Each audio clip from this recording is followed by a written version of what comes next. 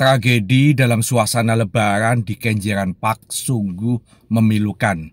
Ada 16 korban yang rata-rata itu adalah anak-anak menjadi korban ambruk atau jebolnya perusutan di Kenjeran Park. Menurut saya tidak boleh kita hanya meminta bahwa pengelola harus menanggung biaya pengobatan selama di rumah sakit. Sekali lagi, menurut saya itu saja tidak cukup. Kenapa? Karena orang masuk di tempat rekreasi Kenjeran Park itu bayar, bukan barang gratisan. Maka pengelola itu kan mengambil keuntungan.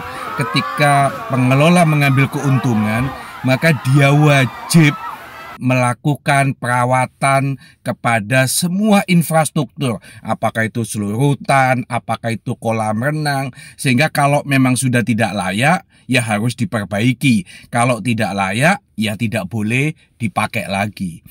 Menurut saya, selama saya hidup di Indonesia ini, kok belum pernah ada kejadian ambrol sebuah perusutan atau seluncuran ini, karena bahannya itu bukan dari bahan plastik biasa, kayak mika yang dia tebal. Jadi mau ada 3 orang, mau ada 5 orang berhenti pun, itu sangat kuat. Satu, yang kedua dia ditopang, penahannya itu kan besi. Tapi ketika itu tiba-tiba ambrol, yang katanya karena ada yang berhenti, tidak mampu mengatasi beban, tentu ini menjadi sebuah kesalahan dari pengelola. Pertama, idealnya itu harus ada yang jaga. Satu orang meluncur, maka tidak boleh langsung ada di belakangnya, ditunggu dulu, baru diperbolehkan.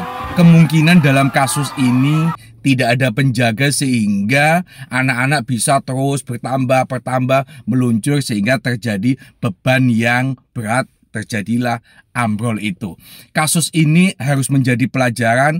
Pertama, pelajarannya pengelola harus merawat entah sehari sekali, entah seminggu sekali kepada infrastruktur dari tempat-tempat arena wisata ini. Yang kedua, kalau ada kejadian musibah seperti kemarin itu, tentu pengelola tidak hanya menanggung biaya pengobatan, tetapi juga harus memberikan ganti rugi. Wali Kota Surabaya harus menekan kepada pengelola itu untuk memberikan ganti rugi, supaya paling tidak mengobati trauma bagi anak-anak ini menurut saya bukan sesuatu yang gampang. Sekali lagi, saya mengingatkan kepada para korban agar tidak berhenti pada biaya pengobatan selama di rumah sakit.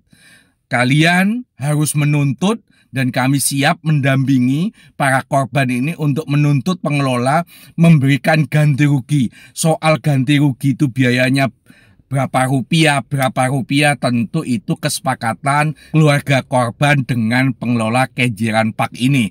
Sepanjang itu menjadi kesepakatan, ya sudah, masalah itu dianggap selesai.